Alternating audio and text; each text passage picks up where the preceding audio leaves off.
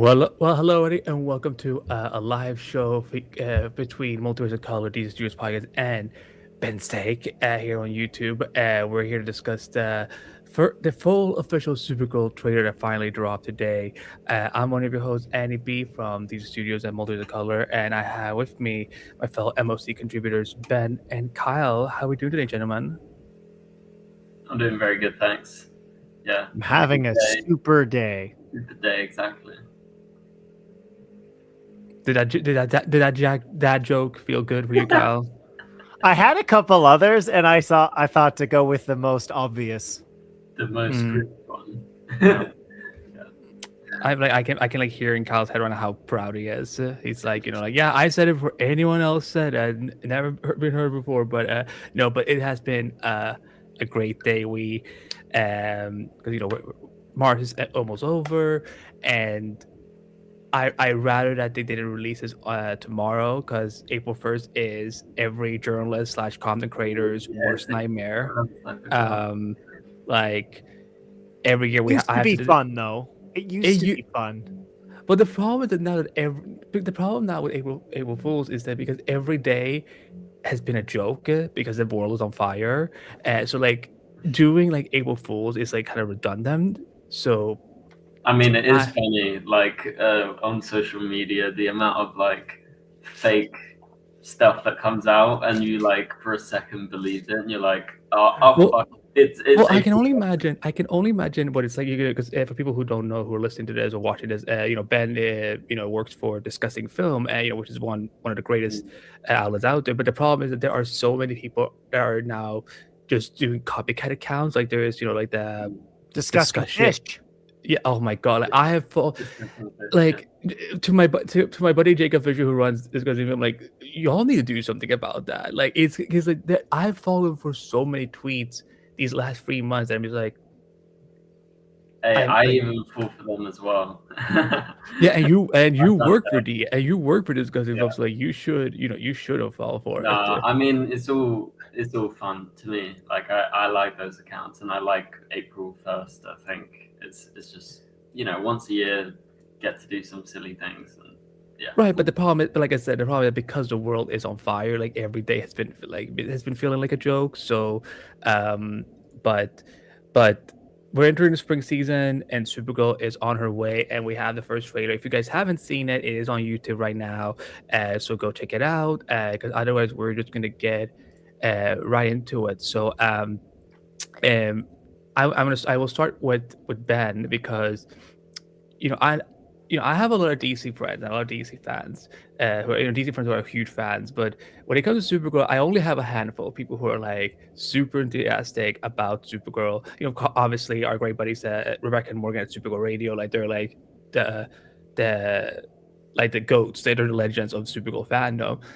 And then there's Ben, who for you who are watching Ben's channel, like if you even though Melissa Benoist's show ended a long time ago, he still finds ways to make videos and work in Supergirl there. And now of course you're getting a Supergirl movie, so obviously you're very, very excited for Kara to be back on the big screen. So let's start with you, like overall takes of your first impressions of this trailer compared to what we had back in December last year. Yeah. I mean, to be honest, yeah, I'm a big Supergirl fan, and the main reason I'm a Supergirl fan is because of the TV show, and then I read the comic, like a lot of comics afterwards. So yeah, that's why I really like that show. Like I watched it since the first episode came out and everything. So that's my connection basically. And then for this, I think the teaser was good. I enjoyed it. I didn't see it enough in cinemas, to be honest, when I was in the cinema. I only maybe saw it like 3 or 4 times maybe. So I'm looking forward to seeing this like a lot more in the movie theaters. And yeah, like this trailer for me, I enjoyed it quite a lot, and I found it interesting to kind of, as someone that's read the Woman of Tomorrow, like it's interesting the changes they're making, and it seems like Crypto is going to be like a plot device, which he is in the comics, but it's a slightly different like plot device with him, because it's like it gives us a contained amount of time to get the mission done, to go to Krem, get the antidote in this case. And I get it, like, you know, they need to make it PG-13 and stuff, but like I love in the comic, you know, how apeshit she goes, because I don't know if you guys haven't read the comic, read the comic. But I know me and Kyle have. I think it's more so like how much do we want like the guys watching, you know, read the comic and then you'll understand that it could very easily have gone like R-rated, but they're obviously looking at it like creatively, but also like box office wise, how can we change this so it's like intriguing, but also not like really dark, I guess. So yeah. Well, Kyle, what were your first impressions of the trailer? You and I and several great hosts back in the time we covered the teaser, and but this was like the full on trailer. So what was your takeaways from the first go? Well, the first thing that I'm looking forward to seeing, and we get more of it with this official trailer, like the separation between teasers and official trailers, like the water has muddied so much, but I do think that this really enhances a lot of the stuff we saw already. Particularly, it's nice just in the realm of the Superman wing of the DC universe to finally seeing something bother to tell us about what Krypton was like before Superman and Supergirl left. Like, it's such an untapped well of information. So I'm looking forward to seeing the DCU's version of that. Yeah. And there's some, I think, to bounce off of what Ben said, because I think this is relevant, that the way we see Krypto in this trailer really does settle in that his relationship with Kara was very new before Krypton exploded. Like, it looks like she met him during whatever proceeding that they're going on, because he is still a very young puppy when we see her somewhere else. Yeah. But more than anything, and I was introduced to Supergirl as the weird, not allowed to be Kryptonian version in the 90s with Superman the Animated Series, because DC Comics at that point wanted Superman to only be the last Kryptonian. We weren't allowed to have more. Thankfully, things have changed. But this story in particular is going to serve two main purposes: explaining the significance of what separates Clark and Kara, and the teaser did a really good job of that. But also, in a similar fashion to Superman, we're blowing out the world. Quite literally, actually, I should correct that. The galaxy, or the universe of DC, where this is a space journey on multiple different planets. And I really like the idea, as much as we all probably understood why John Wick killed everybody in the first John Wick film. To Ben's point, that was R-rated, and this is not going to be. There's something about the film having a definitive timer on it that is going to level up the urgency. And I was thinking about specifically when it comes to Krypto's injuries, we'll call them, if you haven't read the comic, that none of us are Kryptonian biologists, so not really ever knowing how hurt somebody can be. I mean, going back to this death of Superman, that wasn't the death of Superman. He was just in like a funny coma. But I like that this really does flesh out how this version of the story is going to be adapted. If you're not sold on Millie Alcock as Supergirl, you're just not interested in interesting characters, because the dichotomy of her and Clark is so entertaining, and that has been a through line in every version of the character. And this is not a criticism of Melissa Benoist's Supergirl. I loved that version of the character, but they were much more similar than they were different. But embracing what separates Kara from an emotional standpoint, from quite literally traumatic psychological torture she's gone through, losing all of her people, and being somebody who actually has that loss. She wasn't an infant. Looks like she was probably in her mid-teens when it happened, similar to a lot of the other origins. She's got all that stuff she's trying to compartmentalize, where Clark doesn't. And getting this on a journey where she is fulfilling the mentor role that she was supposed to have. If that's presented in this version, we don't know.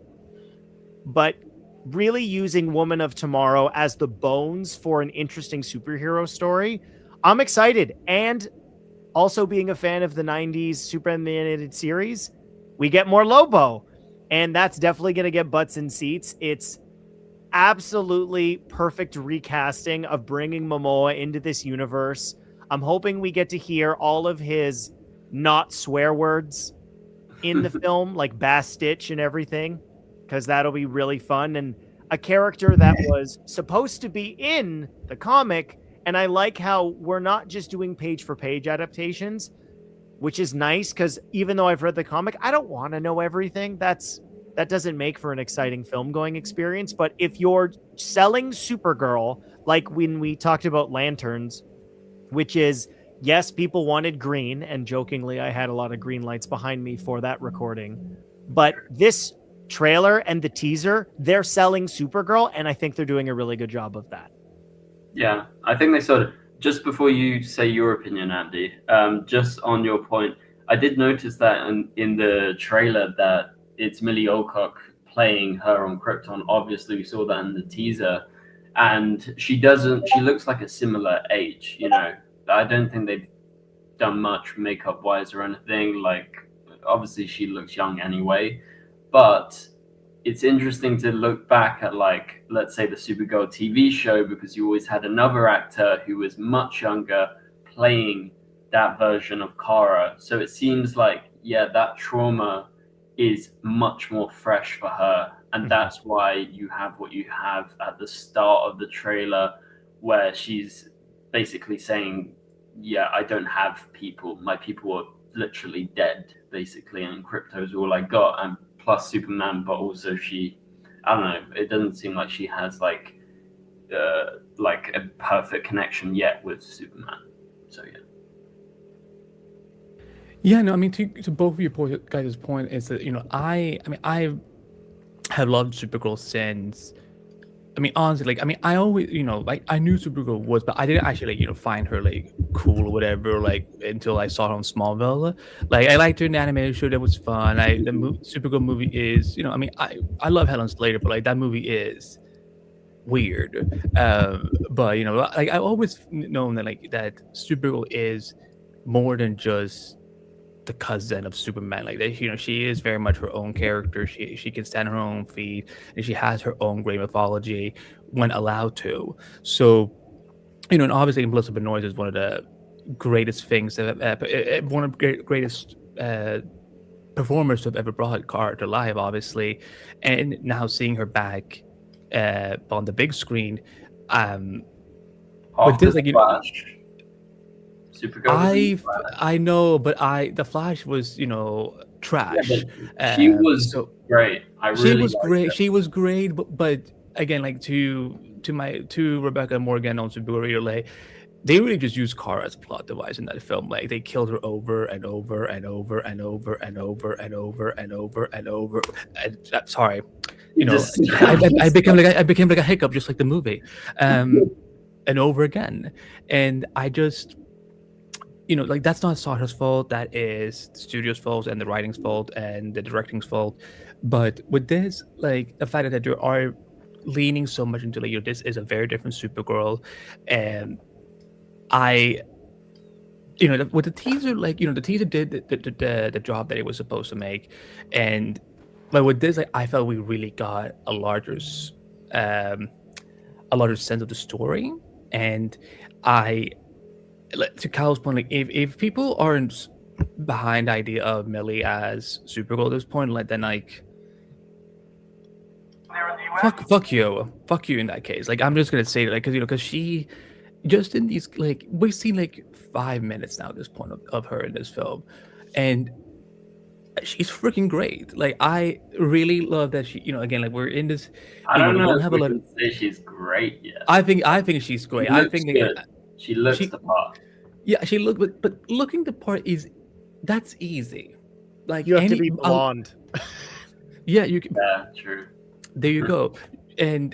But like, inhabiting that role is a different challenge. And the fact that she's already capturing my interest of, like, oh, I don't want to just know what's going to happen in this film. I want to know plans they have for her beyond this movie. Like that just shows me, that at least proves to me that these series are already capturing my interest for what Supergirl can be in the DCU, because we've never seen her as a because she's the second film hero we're getting, and we've had Superman and now we're going right into Supergirl. So like the fact is that I feel like we're gonna have a long future with Supergirl in the DCU, and seeing this trailer, I'm just kind of, yeah, this doesn't feel like just, oh, this is James Gunn's Superman movie, but for Kara. Like this feels like her own thing, uh, with her own director's vision, and obviously when you have a great comic like Woman of Tomorrow, like you know sky's the limit basically. Like it's. And I know there's been some reports about like like, oh, the budget is this much and this, but I'm like, if the movie was, if the budget is only $100 million, they did a lot of great shit with that budget, because like Is it? I'm like Is it this. only? Hmm? Is it only 100 million? So if it's true, that's what the budget is. But again, like it doesn't look cheap. It looks like a space adventure, and like it's just the cinematography, like because we visit a lot more of the largest galaxy and space of the DCU. Like apparently we're gonna get something like 9 different planets in this film with like different languages and cultures and whatnot, and I'm like, that is a lot to look forward to, because like I mean, we're comic book fans. We know there's a lots of worlds out there that they can pull from. I know maybe O is one of them. Maybe that's why. I was gonna say this is the thing that I've been sitting with, because I know I'm interrupting you, Andy, but this absolutely. No, that's fine. Because I beat you to it, so it's fine. Like it doesn't matter if you interrupt me. No, but it's been, you and I have discussed this, and I think we discussed it in Lanterns, and I jokingly was like, what if Chip had a cameo in Supergirl, which is why they pushed it. But I would not be surprised at all, given what we know from what we've seen now with Hal Jordan and Superman, if there's going to be any symmetry whatsoever, gave us Guy Gardner. Would it be shocking if we've seen the one bar? There's no way there's just one bar, right? Kara's on whatever bender she's going on for her 21st birthday. Yeah, she's going to be at multiple for sure. What are the chances she bumps into Hal? And that's why they moved like that. There's way more legitimate possibility that happens than obviously a chipmunk or a squirrel Green Lantern, because it would make sense. Even though I understand some of the criticism towards Superman, it did give us an established universe with other characters. It wouldn't be surprising if there's some other character, maybe one we haven't seen yet at all, even in trailers, that helps move the ball forward. Because at the end of the day, so far, we're 2 films into the Superman saga, and if DCU is going to be successful, we need to start building to other parts of the universe. Because we've got one pole that's supposed to put up this tent that is the Trinity, right? We have Clayface with Batman. We got nothing with Wonder Woman. So far, we've only got Superman stuff. I mean, listen. I mean, given how long it's been since we had a Superman movie, like I wouldn't say only Superman at this point. Like, I'm just glad we're getting any of it, and the fact that we're only a year away from Man of Mars, so the fact that we're not even having to wait, like, I mean, like, the usual standard time we have to wait for some of these superhero movies is, or like superheroes specifically back on the big screen, which is like 3 or 4 years sometimes. So, but yeah, like let's just get into the trailer more and more in depth and so on. Like, I kind of want to.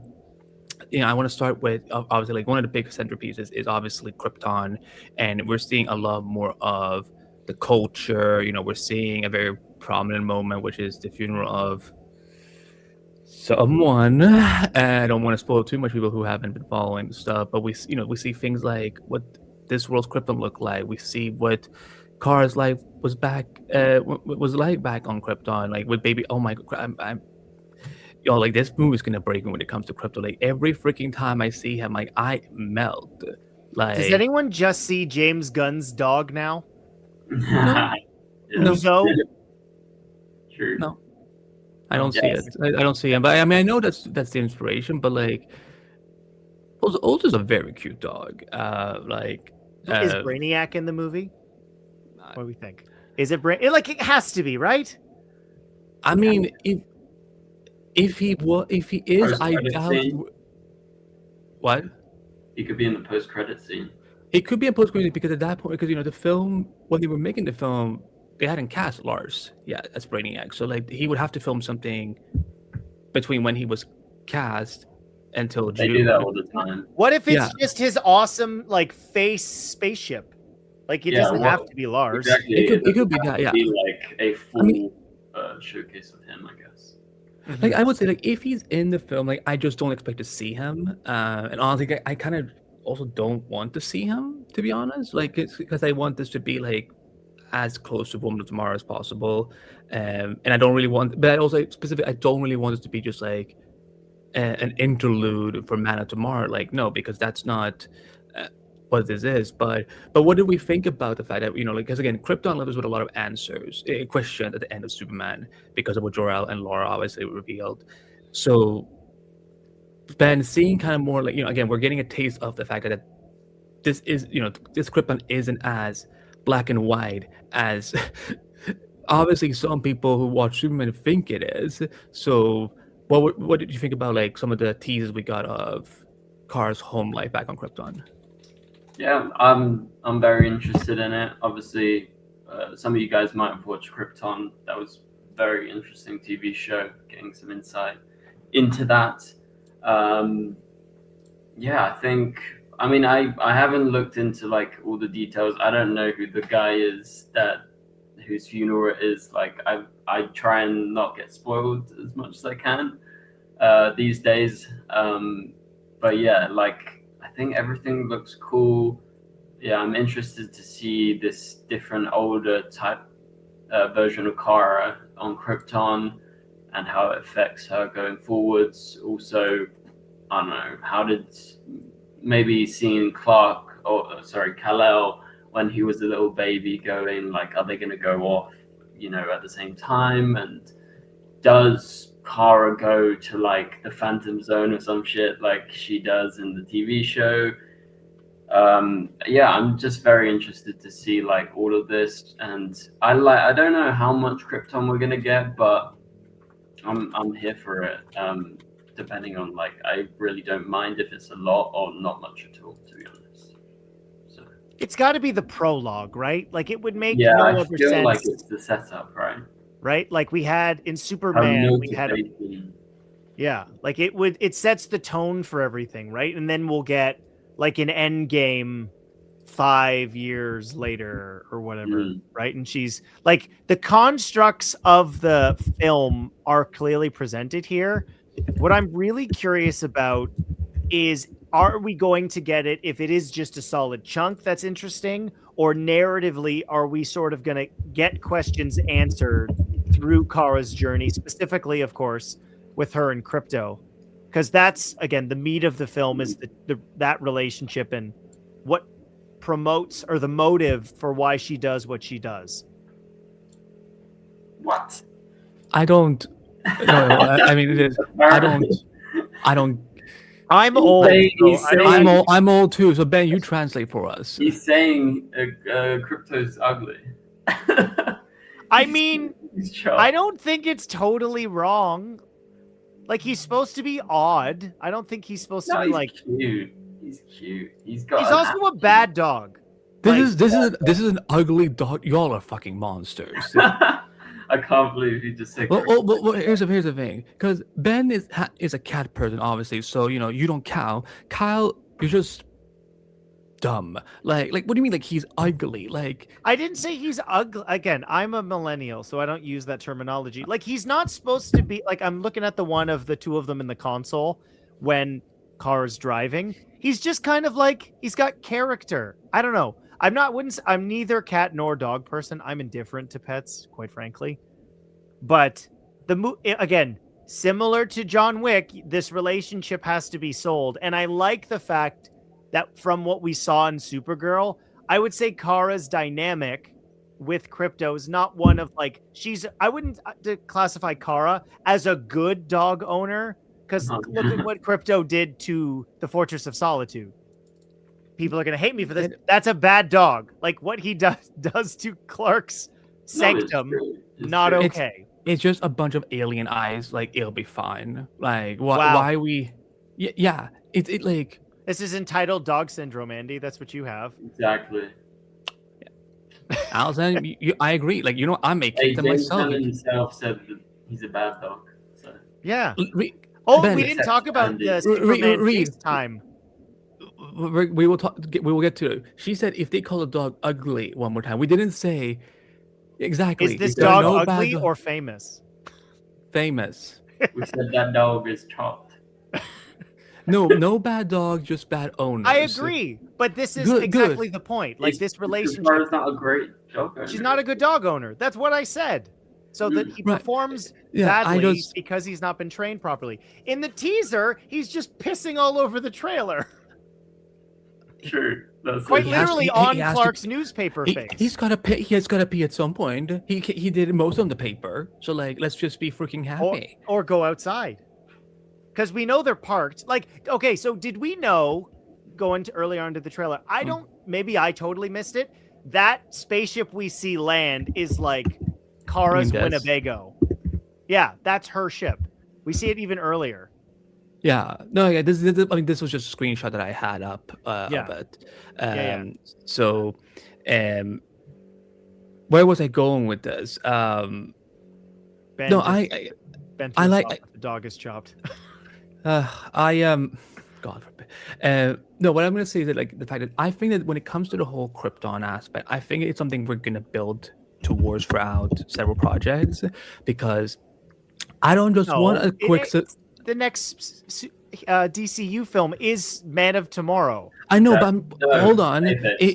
If both of you just waited and not interrupt me, I would make my point. Just exactly, yeah. Shame on both of you. What I'm saying is that I don't want it to just be, let's just wrap this up within like a 2-3 projects. Like again, given how this DCU has been established, in this world, these heroes have been operating and been active for X amount of years that there's been, and I rather that way that we kind of take our time because there's so much you can do with like I mean for people who may have read DC Rebirth, you might know that they've done a lot of crazy stuff with Jor-El over the years where like he's not necessarily dead but not necessarily alive either. So I like the fact that we're really seeing nuances with this. That we get a first look at Zor-El, and You mean Bernard the elf? what? Are you joking?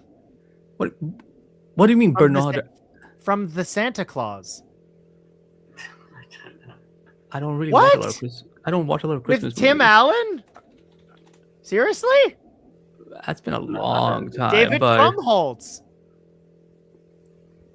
I know Cool. David Krumholtz, but not for Wow. that. Oh my goodness. But also, but also, What are we doing? Kyle, Ben is like 2 years old. Like what? Like he's barely lived life yet. So Yeah, but you don't know it either. Andy, People in the I comments. thought you were supposed to Bernard. be wise. Come on, why don't you know this? If you call me two, I don't have an excuse. I don't need an excuse. What's your excuse? Come on. I'm old. I don't have to remember stuff anymore. No, the point- so here's the thing about that, Andy. The comics have all the time in the world, but to me, ultimately, this goes back to my hesitancy to get excited about the universe as a whole. Don't get me wrong. Loved Superman, loved Creature Commandos. We spent many hours discussing Peacemaker Season 2. But it's nice that we have this Kryptonian wing within the DCU. But quite frankly, we're getting a Supergirl story, and I think the three of us would all wholeheartedly agree. Needs to be her story. Yeah. Guardians of the Galaxy, because people have made those comparisons, I'm not saying these movies are going to be the same, had Thanos in it. And so the likelihood, as we already know, that Brainiac is going to be the threat in Man of Tomorrow, I would be okay with, because I don't remember, somebody maybe in the comments would remember, or either of you, because it just escapes me currently, how long they plan on making the Superman saga go. But at some point, we need to pivot to, if we are doing movies where these people are supposed to meet, when not everyone is wearing red, yellow, and blue, Like, I don't like. Are we doing Zod? Like, yes, you could continue to do Kryptonian threats or Superman threats, but that's also in a world where you have not any of the use of the other people. Like, this isn't Sony's Spider-Man 2 times where they couldn't use anybody else. Yeah. Like, I would like to build to a threat facing Earth that it's not just 2 Kryptonians that have to deal with it. Yeah. So, like, I'm okay if after Man of Tomorrow, sorry, Ben, that we move on to someone else. Like, you can use Mongol if you really want, or, I mean, Darkseid. We know we're getting something from the New Earth and Apocalypse from Tom King with Mr. Miracle. But, like, I don't know. Quite frankly, I'm excited for those projects because of the bones of what Superman was and what we're building up to. But eventually we need to start. We're working right now on one room in the house when we need to focus on all the other ones to have a cohesive feng shui. Well, we will again. I think that I agree with you definitely that I want that this is Cars movie and this needs to be Cars movie. Like again, I don't need setups or teasers or like for other projects. Like I mean, if something like a little like Wing to Lanterns with Hal Jordan just being somewhere in space, like that's cool. That's funny because like someone like Hal Jordan who's been a Green Lantern for a long time, he would be somewhere in space. But somebody is actively destroying Krypton, so they're going to have to show us who that is, or at least tease who it is. Like this is not I a bunch of bureaucracy where we've mined all the planets. Like that's what I'm saying. Like it's a ship ambiguously looks like a skull face of a dude with 3 dots on his head. Like I don't need it to be, and here's 5 minutes of Brainiac, but it would make sense if this is allegedly a saga. Like, I mean, ironically, I saw a couple of comments on Twitter about that we were going to do this, and some of them were Snyder fans. Man of Steel to Batman versus Superman to Justice League, there are bones that connect that as a trilogy. They are different movies, but they clearly address one after the other, where there are similarities to at least what we're doing here. Supergirl didn't just show up in this movie and they go, hey, look, it's Supergirl. They gave us a 5-minute sequence that wasn't a post-credit scene in Superman. Like, you didn't have to wait for that. It quite literally ended the movie. Right? So do you build with that, as we've talked about, that threat that clearly it's an active person or them? You know what I mean? It's something or someone is destroying or capturing. I know it's Kandor in the comics. Kara is from Argo. I don't care which city happens to get bottled up. That doesn't matter to me. But somebody is choosing to do that. It could not be Brainiac, like, to your point. It could be Mongol, Darkseid. Hell, it could be Mrs. Spitlick. But, like, it's going to be something that if it's not at least connected to something later, then I don't understand the point of doing it. Okay.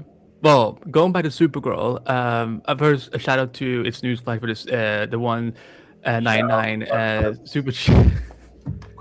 Zero Boldface team. What we doing? You know, he's the #1 fan, and he is the best DC character. I think we should be making a whole film or like a TV show centered around Boldface. I think everyone.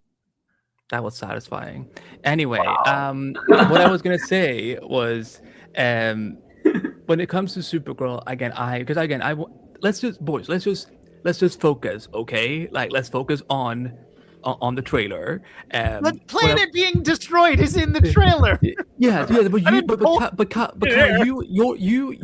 Kyle, your artistic ad decided to go, oh my god, let me talk about this whole saga. And I'm like, it's the second movie, bro. Like, calm down. We're just getting started. 3 movies make trilogies. That's 66.66%. True. Okay. I mean, we should be building, right? So yes. It is important. And the thing is, like, for me right now, we've got Superman, we've got Supergirl, we've got Clayface, then we have Man of Tomorrow, and then what's coming after that? Film-wise? We don't know. Technically, exactly. But if you're talking about DCU stuff, we don't know what the next DCU film will be. I feel like they need to come in with like a different area of DC. You know, Lanterns is sick for the TV show, that's a different area. I love that. But we need like a Batman film next, or something, or Wonder Woman, or I don't know, something different from Superman and Supergirl. I think. So going That's back why to I'm Supergirl, excited for Clayface, though. I don't. Okay. if there I if don't. there's The a creme if there's a design big doesn't work for me. The more we Yeah. saw of it, I don't like it. I yeah really no, don't. but I want to tie something I into don't. Ben's point, because one of the there's actually a little bit of a connection between Supergirl and Clayface is that they have the cinematographer, and oh my god, if this is the kind of stuff that he is pulling in freaking Supergirl, then I cannot wait to see what the hell he's doing with Clayface. Like, that will be his Gotham City that I'm excited to see.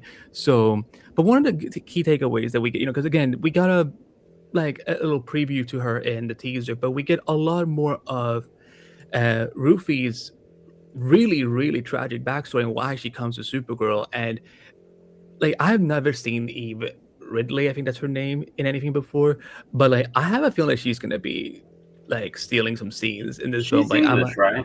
Is she English? yeah, Yeah, yeah. pick her up. Pick her up. Yeah, so like I'm excited to see the dynamic between her and Kara. And like, there's a lot of great moments in the trailer where, like, Kara is very much like, I don't really want to be a superhero. I don't really want to do this crap. She's but not really a superhero. Like, no, outside yeah. of the costume, personality-wise, like, we've only seen her in continuity maybe show up iconography as a hero in the rebooted beginning or ending of Peacemaker season 1. Right? Like, quite literally, we've not seen her save anybody. She just shows up at the end of that. Right? And then she's drunk in Superman. Yeah, she's not a She's hero like the yet. Hancock of the DC universe. It's like she has to learn. This is like a journey for her, and I think after the film or at the end, or what she does in the future, is going to be determined by like what she does in this film. Is she going to kill Krem? Is she going to hold back? Like what's she going to do? Well, there's a point in the movie, in the trailer, when she says, like, revenge, it's not gonna solve things. And because I know there's been a lot of commentary online about the fact that, there's been, I think Millie, or it was Craig, who had said that she sees herself very much as an anti-hero. And, people, of course, because it's Twitter, people always have reactions. But like, no, I think this is more so that this is someone who generally is a good person, but she is traumatized. And she's like any of us, she's lost. And she's trying to find herself again after everything she's gone through. That's why she's drinking and jumping around planets. And I think what won me a lot with this trailer is the fact that, because again, I get it, like, from a marketing standpoint, I get it. It's fun showing a Kryptonian drunk and like being a party person, because we don't really see that very often with Clark or whatever. But I'm glad there are layers finally being shown that she when she's not out partying and just traveling space, this is someone who, like, she's a good person deep inside, and she cares for people, and like, even if she's reluctant to kind of like show that side, it's still coming. This is why she's Supergirl, like, because at the end of the day, her care for others will always shine through. And that's what I really appreciate, the fact that, I saw like some ridiculous comment, like people going like 3 minutes for a trailer is crazy. I'm like, no, this was perfect. The fact that it was longer and that we got a lot more meat to it. So for you, Ben, what were some of your takeaways of the fact that we're now seeing very different sides of Supergirl, and not just the one angle that we've seen so far since the Superman movie when she showed up, and then of course the first teaser last year? Yeah, I really like what I'm seeing. I think on your point about the anti-hero stuff, like I don't have a problem with it, but also, like, I understand what they're saying. I don't think they literally mean anti-hero. I think they mean, like, she just doesn't care enough right now. There's so much she's going through that it's like, she doesn't feel like being a hero, because she doesn't have that connection to Earth yet, because her world has been destroyed. She's arrived, and we don't know how long ago that was for her. Like, it might be very fresh in her memory if she's only just arrived and she's been in the Phantom Zone.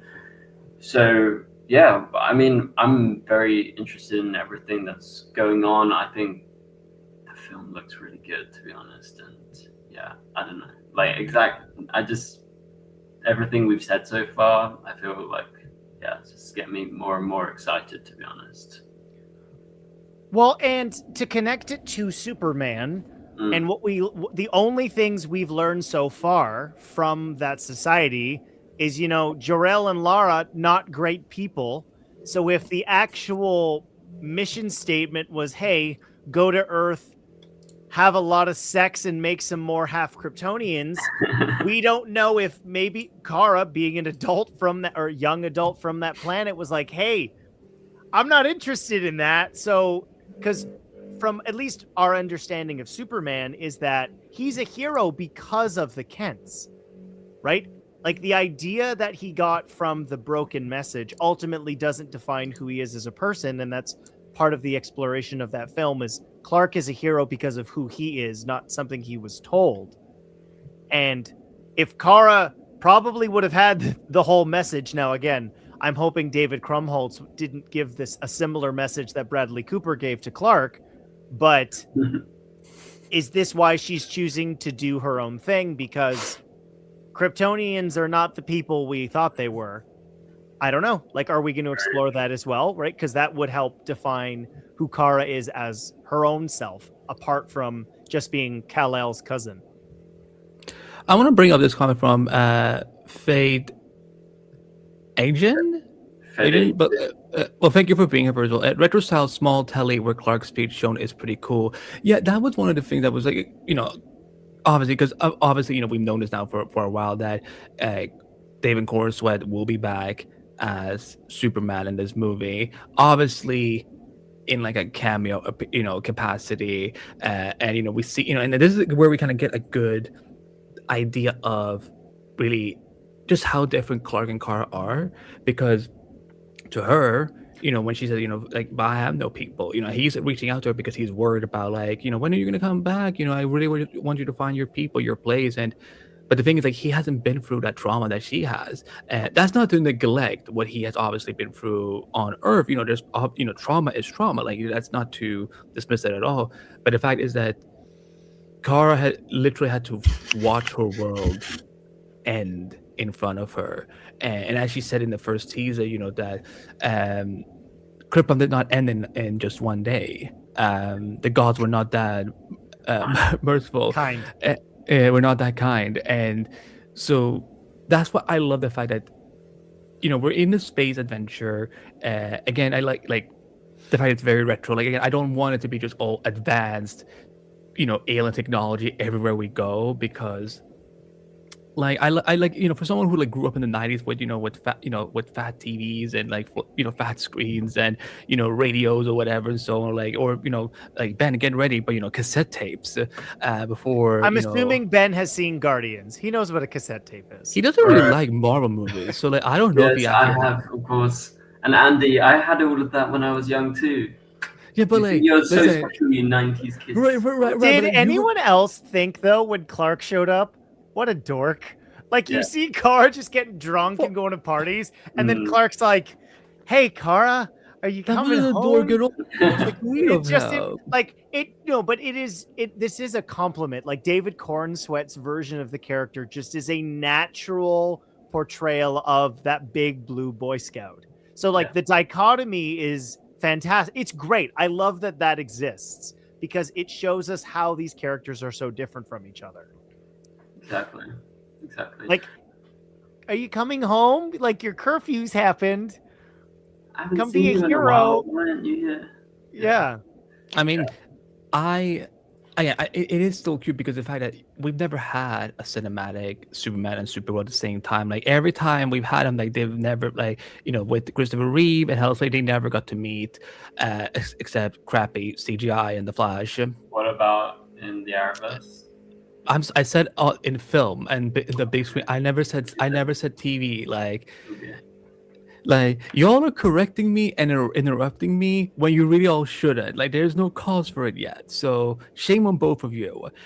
What I'm saying though is the fact that they're leaning so much into the super cousins dynamic, or honestly, the other day I almost said siblings. Like, they feel more like siblings than just cousins. So, but canon is canon. I will respect that. But again, it's cute seeing that he is worried, because one of the things I remember at the end of Superman was, I don't want to say nonchalant, but kind of like almost like he seemed bugged by the fact that she was kind of like in and out. Like this is now I'm kind of glad if I did. Okay, no, now like he's coming to his senses and realizing, yeah, you know what, like I'm actually worried about her. So, and I know that there's at least supposed to be one scene where they're gonna where Kara will be speaking Kryptonian to him. So I look forward, so we know that this is not his only scene in the They're film. doing Duolingo. Yeah. What would the DCU equivalent of Duolingo be? It'll be Brainiac. Could be. Like if they go the DCAU route, which is he is the computer AI built on Krypton. Mm-hmm. True. Which is kind of what I'm hoping for. I don't know so much of this. I don't know if this is necessarily going to be the case that the message. No, people just want the L's to be good people. What this shows me is the people who don't like the message. Let me just read the comment for our audio listeners, because they can't see this. So yeah. Wait your turn, sir. I bet them. Well, you have to. I bet the message heard by Kal-El's parents was manipulated by Brainiac. I hope Man of Tomorrow filming goes well. 1.4 first man flight close to moon in decades. What does that have to do? Okay, never mind. I think that because we have to realize that the House of L has never been just goody two shoes. Nobody watched Smallville. Jor-El's not a good dude. Jor-El is like the biggest dick in the first 5-6 seasons that he's in. He doesn't really get good until like season 9, and that's like putting it delicately. In the Batman Telltale games, they make the Waynes not good people. Like I get I like looking at them idealistically, but I don't care what their parents are like because it defines who the people are. Making Jor-El and Lara not good people is one of the most interesting choices of that film. Yeah, because it allows it allows Kara's parents to then be the opposites and kind of show that there was potentially and possibly show us that maybe in the House of L there was like kind of like a civil war going on because of their ideology. That is always a part of the canon, right? Like in versions, the civil war is led by Zod. Is there an instance where because him and I agree with Nathan Bell. You guys should read the Absolute Superman comic. You will see Krypton very differently. Absolute Superman is great. So yeah, and also good to see Nathan. I forgot to say hi to you before. Also, you missed a super chat, by the way. I did. Okay, hold on. I shall bring it up. Christ. Bring it up. Thank you for the 199 super chat. It's newsflash. Ammy Whammy Space Adventure with Goldface. Please, we'll make it happen, Flash Rose. Yeah. No, you all can make it happen. Like the Flash podcast will not be participating. James Gunn will do it. The Flash podcast will not be covering. Amunet Black X Goldface. Let's talk about another huge takeaway from this trailer is that Jason Momoa is like one of the best castings I've seen in my entire lifetime. Like this, listen, I loved him as Aquaman. But this is such a perfect fit. And like we hear him speak, we see him on his bike, we see him clashing with Supergirl, we see him teaming up with Supergirl. And I mean, this dude, we could be seeing him as a Lobo for the next like 10 to 15 years for all we know, because he is just... don't jinx it. I'm not going to jinx it. Don't worry. There could be a paramount of problems.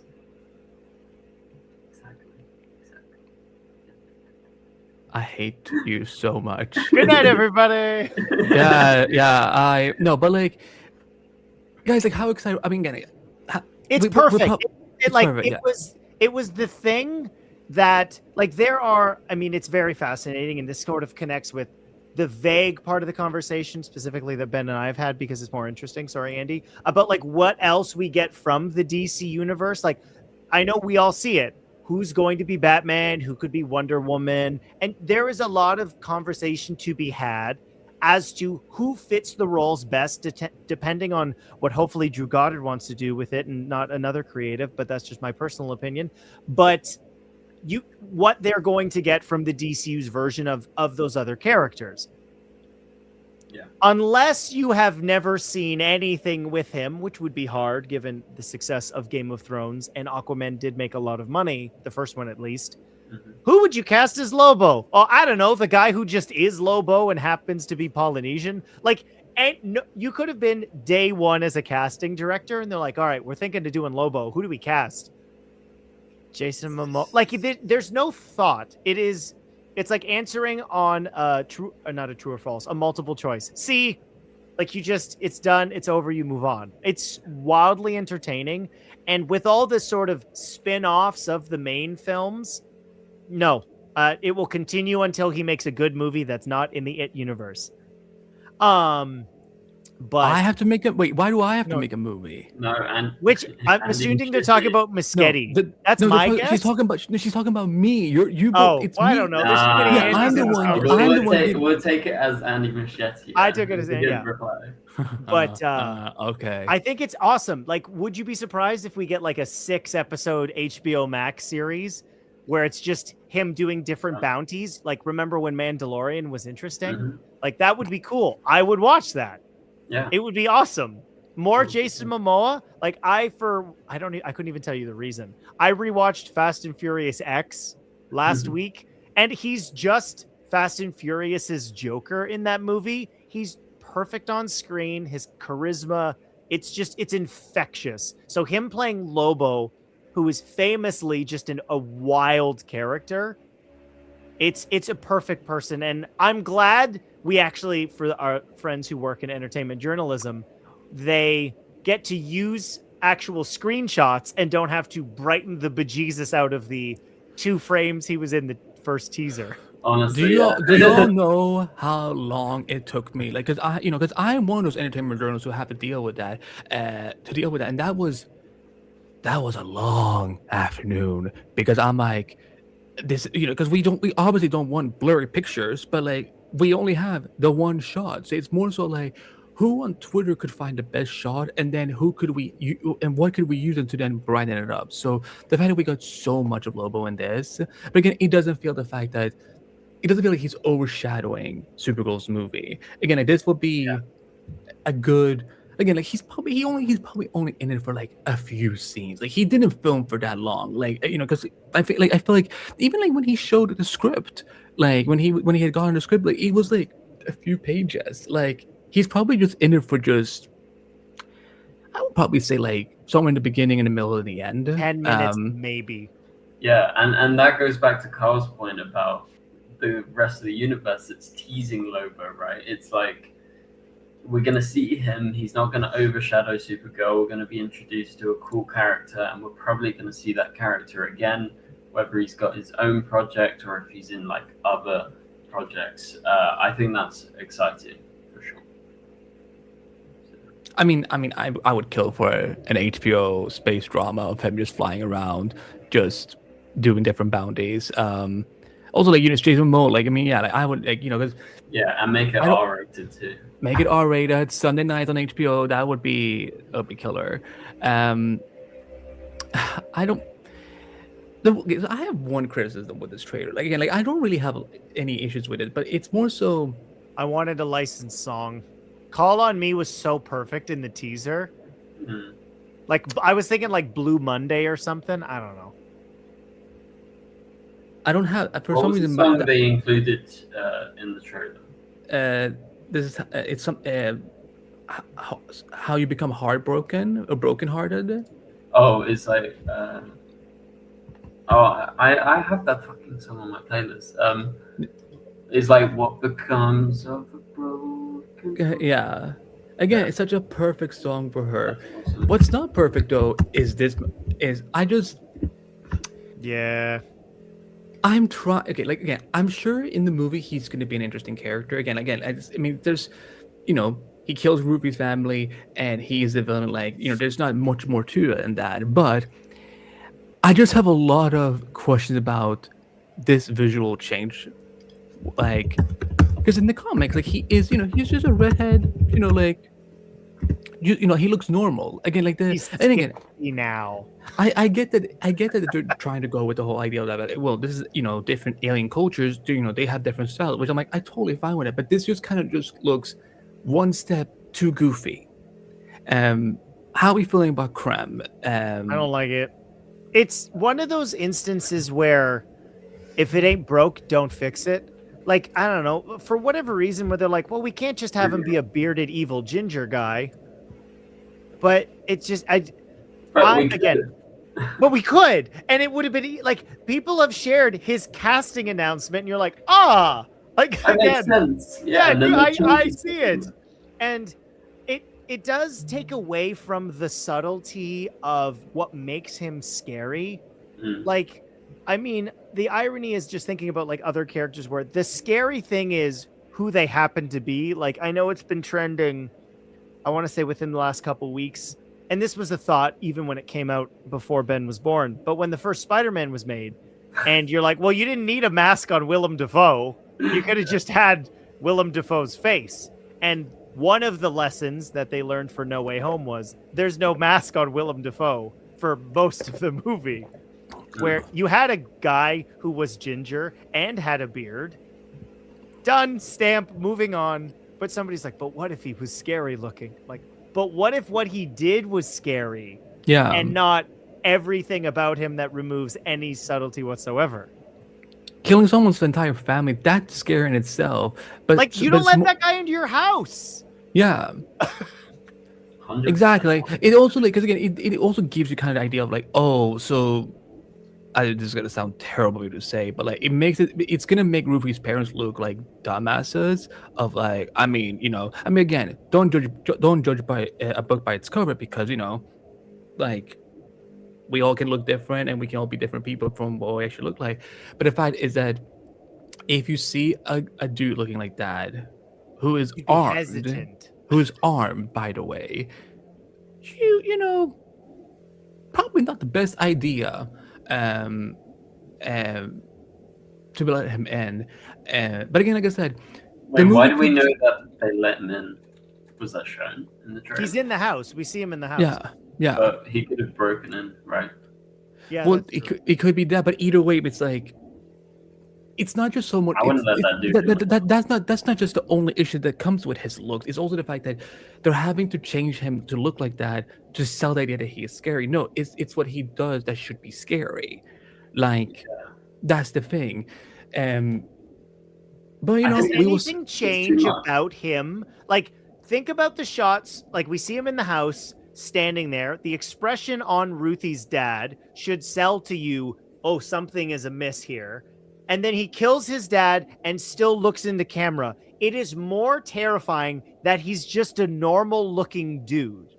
Like, I'm like thinking of a horror icon. Like, a lot of them, they have to have visually be unappealing. But like, what makes real human murderers terrifying is they just look like people. Like him leaning into camera with just a deranged look on his face, more upsetting when it's just a dude. Yeah. Well, like, I will use a different DC example. So when we saw Barry Keoghan as a Joker in the Batman, for most of the time, it's very, very blurry. Like we don't really see it. We build up to it, and then we see the monstrosity that is his face. They took the makeup from Gotham, which was great because I love Joker on Gotham. So, and I do not have the bandwidth to fight with you on this, Kyle, if that's what you were trying to insinuate. So, no, I quite literally, like the aesthetics are similar. Like it's like Death of the Family. Barry's Joker is like deformed. Yeah. Jerome made himself deformed. No, I know, but there's the Scott Snyder run where he takes off his own face and wears his own face in the New 52. Yeah, and like, see, Nathan brings up a great point in the comment. Like having Michael Myers going around killing people, he's just a regular guy doing these horrible things. That's what I feel like with Krem. It's almost like, hey guys, like I don't know if you're catching this, but like he's supposed to be bad. Let us really, really hammer it into your head that this is supposed to be a bad person. So again, when we see the film, he could be great in execution. But when you only have a couple minutes to work with for marketing, that's the tricky part. And Kyle, I see your message. Don't worry. But I would say that's so far the only thing that's been weird to me about this movie is, besides the fact that they've had to change composers like 3 times. I don't know what the hell that's all about. But the fact that they're having to sell creme so much is, that's not what I expected them to do. Alison in the comment brings up a good comment. From a woman's perspective, I will say that being told to your face your eyes are beautiful when you cry is legit scary, regardless of what he looks like. Yeah, that's it. Think how much scarier it is if he doesn't look like that. Yeah, like, it's way more terrifying. I just think his looks, they've tried too hard with it, and they should have just stripped it back, and they should have just gone for a dangerous, scary-looking dude, and that's it. Like, there's so much you can do with just scars these days. Like you don't even need to do that. Like, look at Jack Nicholson in The Shining. Yeah, he's just a man. Guy. But also, Jack Nicholson has like one of the most unique facial acting expressions ability. So hire someone that has that ability. Bill Skarsgård as Krem. Oh yeah. Fucking hell. You look, all the people. Willem Dafoe as Krem. Yes. I don't know why Andy has Anthony Hopkins as Krem. Anthony... Jim Carrey as Krem. What? Okay. You just said face actors. I was picking a bunch of face right, actors. but you made him go your choice kept getting older and older, and I'm like, good lord. But the thing is that kind of like, I don't know. It's like that part of acting seems to be less important. Rhea in the chat said, was Supergirl captured at the end of the trailer when she lasers that guy? Well, you're just gonna have to find out on June 26th in a theater near you and on IMAX. On her neck. I mean, yeah, that's like some sort of poisoning. So, and he's face to face with Krem. So, I just assumed that this was a kryptonite poisoning. Well, we know she's dealing with, because at least the way that we understand Kryptonian physiology, she's probably hanging around red suns. Yeah. I mean, that is entirely taken from the comic book. So she's not at 100%. But one of the things we haven't mentioned, and I'm shocked we haven't, is we get an unbelievable heat vision shot in space, which is it was unreal. Like, I know Ben loves Supergirl, which had that when she was fighting Red Tornado when it was a CBS show for a hot minute. Cool. But getting to just see it's true. No, I agree. No, you know what, Kyle? Not everything is about laughing at you. Sometimes it could be laughing with you, because I laugh with you because it's that's true. My repressed trauma, Andy. Thank you for bringing that up.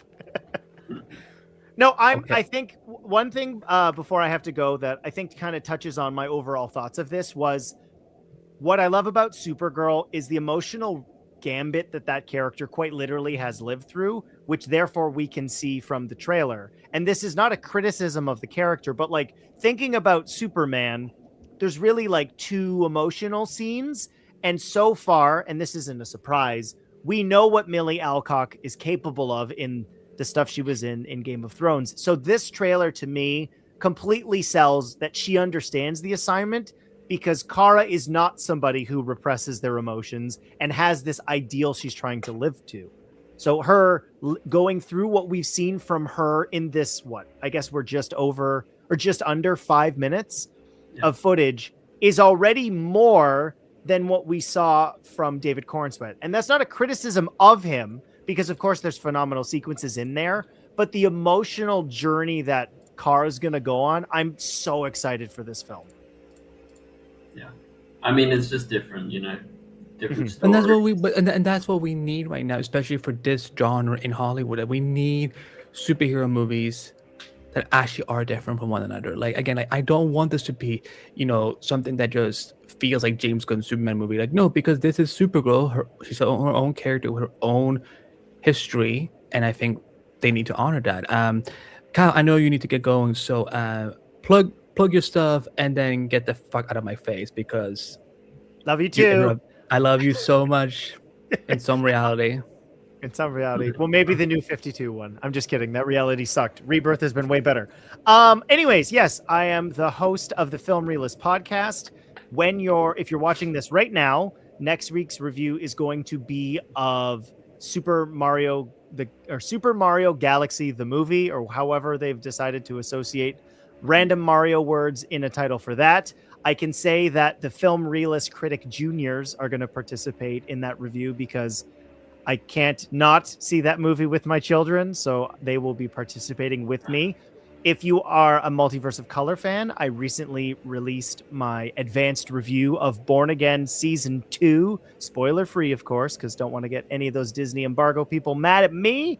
But the one thing I really want to plug is I'm going to be ramping up to episode 200. So that's 5 weeks away, the 200th episode of the Film Realist podcast, which will be a full review of the Darth Maul series. So I'm very excited for that. So please follow on all the podcast threads, specifically please YouTube, because we're only 12 away from that 500 subscriber mark, which would be amazing. For people watching right now, if you click in the video description, I linked it to all of our plugs. If you just click on it, you will get right direct to his channels. You can just, it's just takes you a second. It's so easy. Get him to 500. It's so easy. And if you enjoyed our discussion, just before we started recording, I did record my very first reaction to the Supergirl footage, and that will be out tomorrow morning. So that'll be on all the socials. All the stuff's on the Film Realist bio site, which is in the YouTube channel. So, gentlemen, thank you so much. I love where DC is going, and I hope it only gets better. Agreed. Talk to you soon, Kyle. Nice. Bye. Kick me out. See ya. See you, Ben. See you. Okay, fuck you guys. You know what? Bye. Yeah, there we go. That was nice. Yeah, you know what, Ben? Maybe you should go subscribe to him. You since you're clearly besties now. No, but listen, when it comes to the Supergirl trailer, first of all, I just want to say because we just a few weeks ago had the Spider-Man The Brand New Day trailer. I just like normal marketing. Thank you, DC, for just keeping it like this. I don't need to see bits of clips being released every few hours the day before, and just stick to what you're doing, DC Studios. You don't have to go all extra like Marvel does. So because I was very nervous, because when they were the Supergirl trailer was coming, I'm like, oh god, are we going to spend all of this day before tomorrow just following whatever's going on with whoever's sharing clips or whatever? So I'm glad that this was just a normal release, and I appreciate it. Ben, are there some other things from the trailer that we haven't talked about that you want to discuss or highlight? Off the top of my head, not really. I mean, I do find it interesting that you're blown away by the cinematography. Can we have a conversation? Because I'm not. As a cinematographer. Yeah. Listen, I'm not saying that I'm an expert. I'm just saying I just say I like what I like. Cool. I just think the CGI stuff in space. But I've seen it. But it's not finished yet. They're still in post. I like the way they shot the scene where Supergirl talks about revenge, and you see Ruthie in the kind of desert. I thought that looked really cool. I thought that was different. You mean this one? That. Yeah, that, and then the reverse shot of Ruthie. She's that one. I think that's a really cool, almost like June style shot, and I really like that. I've just seen the space stuff so much that I'm never wowed by it anymore. I'm it's just the same. But yeah, no, I'm really looking forward to the film. I think Supergirl is going to be great. I hope that there is some Superman. I know we're getting a couple more scenes. I heard about that as well from other people, so we know we're going to get some scenes. And I was a big fan of that film, actually a huge fan. And so, yeah, really looking forward to everything to do with Supergirl. I don't think I have anything else to add to do with the trailer. For me, I feel if there were not to be another trailer released after this, I'll be you know what? That's perfectly fine. I feel like this is. I don't think they And should release another trailer. I think well, this is like obviously when they're gonna when tickets go, so they're probably gonna do something. and they spoil so much. To be honest, like I used to always follow trailers like a lot, right? Mm. Back in the day. I don't know, maybe 2017, 18, 19, But then now I'm just like, sometimes I even just miss the trailer. Like, it just happens sometimes. Well, now there's just Watched the there's so Spider-Man much trailer. content. Well, yeah, because you don't like Marvel stuff. That's why you don't. I do like, what is this bullshit? I like Marvel. No, but I started watching it and then I didn't finish watching it because I just don't care enough to watch the trailers. But is it more so that you don't care, or that you just don't have enough time? Because like 2018, 2019, we had way more time to do, like to follow. I mean, even I miss things now. Like, if I mean, unless I'm covering it professionally, whether it's at Screen Rant or Multiverse of Color, like I'm not just glued to my screen and like I got other shit to do. Me too. Yeah, it's the same. And also, it's like I prefer to watch it in the cinema anyway. So if I go, hopefully I see it. Yeah. And also spoilers. Like I'm kind of fed up of getting spoiled. So yeah. Well, hopefully, like if we get anything more, it's probably maybe just a taste of the score, maybe. Because I'm really curious about what that score is going to be since they've changed composers 3 times now. And for for people who are watching this or listening to this, wherever you are, I'm not exaggerating. Like they literally had to change composers 3 times. Like they initially was the one from Game of Thrones who was going to compose it. Then they switched it to Junkie XL. Who me as a big Snyderverse fan, like I was like, whoa, now he gets to do Supergirl. I was really excited. I need him for Zack Snyder's Justice League. Yeah, and like now they've changed it to some. I don't remember what her name was, but I'm like, what is going on with this movie? That I don't think I don't think you guys. Like I'm not worried. I'm not worried. That's just like.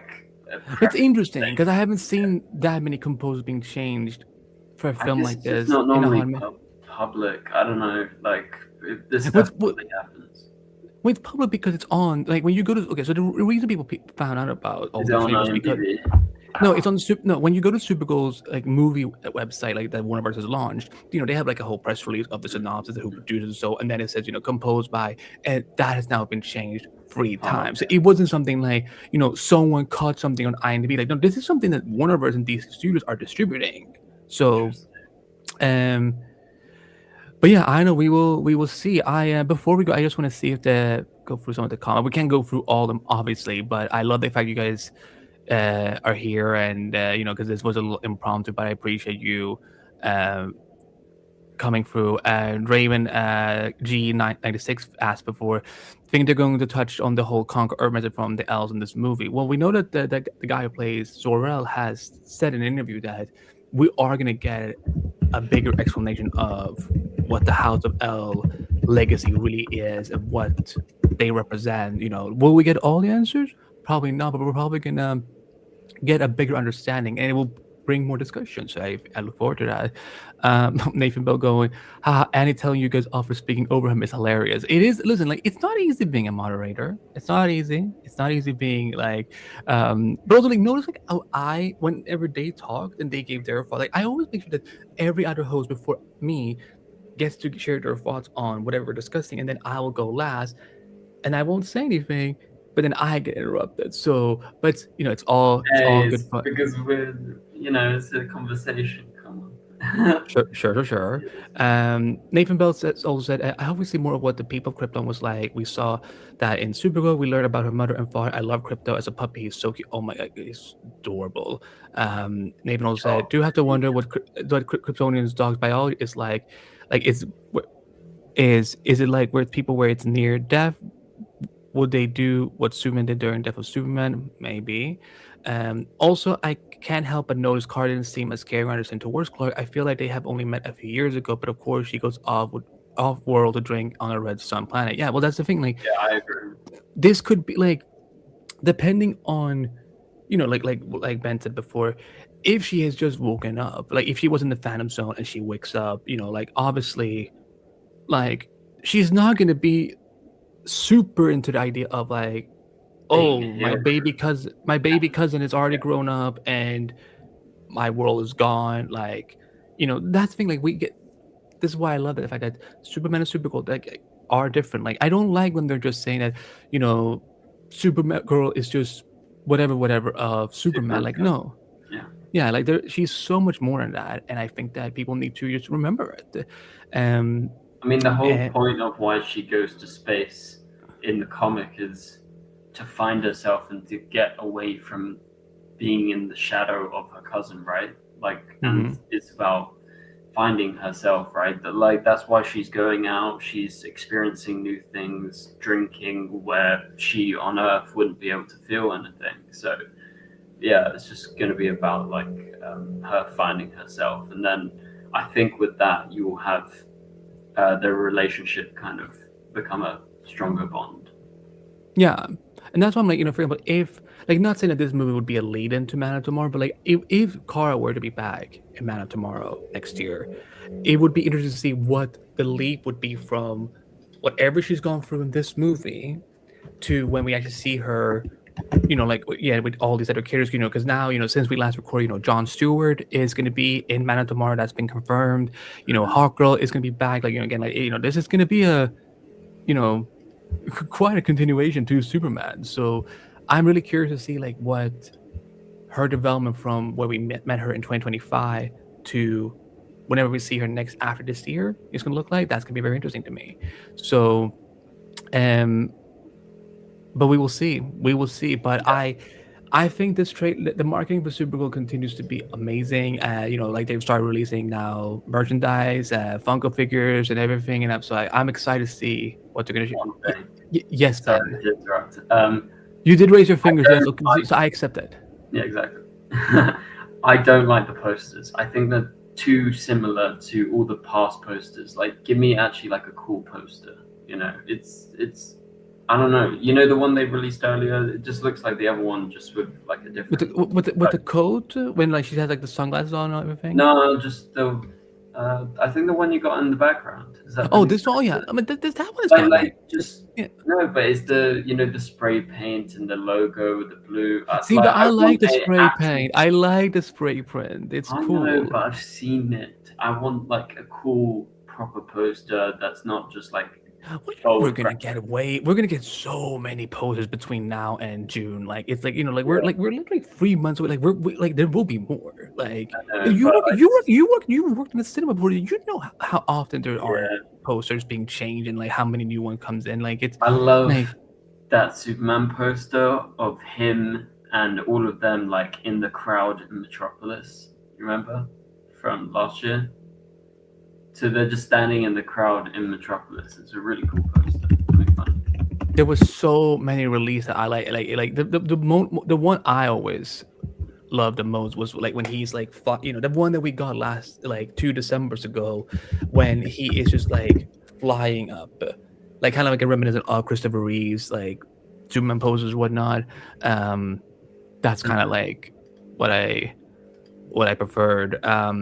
But like like I like the whole spray paint thing because like like I like graffiti and like so it's kind of cool like seeing like she's kind of like this little rebellious. See this like this. Oh, that okay, that I really like that. I think they're really cool. I prefer that than even just that. I just think it's like nice to see them. Well, I think that we will. I think we will get there. Like it's because these posters would not release like 7 months in advance. Like these posters were released like in between. Again, like we gotta remember, Supergirl Day is coming up on April 18th. So Superman Day as well. No, it's called this year. It's actually called Supergirl Day. They're actually marketing it Supergirl Day. I got an email from Warner Brothers saying. I got an email too from Warner Brothers, and they're calling it Supergirl Day. I got an email saying Superman Day as well. So. You fucking little moron. I'm gonna bring this up because this is just ridiculous that you like Superman Day. It literally says in the email like. Nah, but I got another email. Well, I'm just saying what was seen on even the DC Comics website. So, but I'm glad that you're comfortable like making sure that Clark gets overshine his cousin who has her own movie coming out this year. But if I prefer Supergirl than Superman. I'm honest about that. yeah, But that doesn't sound like that to me. that's just the email I got. Yeah, but okay. What do you want me to say? Are you do you want me to say that my email is somehow like illegitimate because of whatever reason? If I'm good lord, I don't mind about your email. It's just what I got the message. Yeah. yeah, I'm saying in my email from Warner Bros. 2, it's also Supergirl Day. Like what the fuck is your problem? I can't do this sober, so we're gonna wrap it here. Ben, plug your stuff away for people who are also watching your channel. Let them know where they can find you, and Yeah. I don't know anything you got coming up. Yeah, just subscribe to Ben's Take on YouTube. Follow me on Twitter at the DCTV Show, Instagram at the DCTV Show, and on YouTube just posted my actual full Supergirl trailer breakdown. So go check that out. That was earlier today. Yeah, that's it for now. New video probably tomorrow. There you go. You can find me at AnimeBite on all social media. I am the senior lead writer at Screen Rant, where I cover all things movie and TV entertainment. And yeah. James, if you're watching, there you go. Because that's to Ben and his friends, like that's my entire identity apparently. Like fuck me having a last name. Like I'm Andy from Screen Rant. That's all I am to them. So you can find me there. Have a lot of coverage on all things DC, Marvel, but all of Hollywood, of course. I'm also the editor-in-chief of Multiverse of Color, where you can find Ben and Kyle's stuff along with our amazing team of writers as we cover all things television, film, comics, and you name it. We're getting ready for CinemaCon very soon. Our own Keenan Walker will be there this year representing us, covering everything from Sony, Warner Brothers, Disney, Universal, Paramount, and much more. So look forward to that. And yeah, Showrunner Whisperer will be coming back whenever I get a moment. Like I am just not catching a break. So, but it's coming back. I'm determined to make so. You should talk to Eric Wallace and try and get that Amy Whammy TV show going. Huh? I think that would be. I haven't talked to Eric in about 2 years. So I am. He has not checked his Twitter in a hot minute. I can confirm to that. I can confirm to you right now. He is like. What's he been doing? Has he made any shows since? I know. You tell me. Again, don't know. Did you see Grant shot 2 films? That's pretty cool. I did see. That's why. Trevor says, I hope you start doing Twitch so these kind of discussions can happen more. It's the same thing as YouTube. Exactly. But like, if maybe at some point we'll just hook up my Twitch to my stream bar, and maybe I just, whenever we do these crossovers and discussions, I will just go live there, and then, because I know we have like audiences are on different platforms, so it's preference, I guess. But yeah, in terms, in terms of DC Studios podcast, we're gonna try to be live more often. So if you want to subscribe, if you enjoy these discussions, we usually have a lot of different people on here. So check in the video description below, or if you're on the website, listen to the audio version. Check out all the links where you can subscribe and follow all the latest episodes of DC Studios podcast. Because we're gonna have a busy year. We have Supergirl, we're gonna have Clayface, and then Lanterns, and we will see what else comes. But everyone, thank you so much for tuning in on this crossover between Multiverse of Color and Ben's Take, and we will see you on the next one. If you like this video, like and subscribe, as the kids say it. See ya.